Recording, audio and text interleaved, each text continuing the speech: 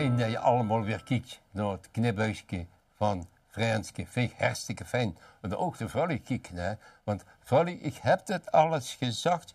Er is niks schoner als vrouwje en niks liever als vrouwje. Want ik zal het zeggen, wie sleven hier die eerste mens maken, dat was Adam, dat was een man.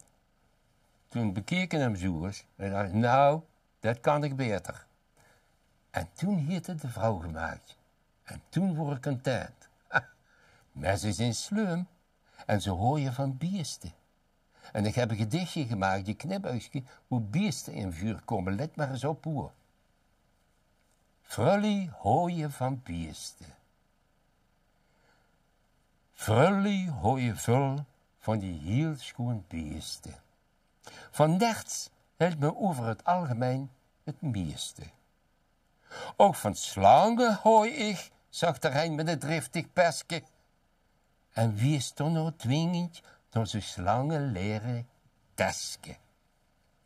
Ach, zag een ander, mijn mens kan mij een groot plezier doen met van die lekker fijn soorten kalfsleren schoon.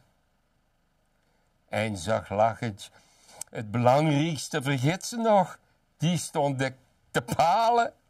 Dat zijn de ezels die alles moeten betalen.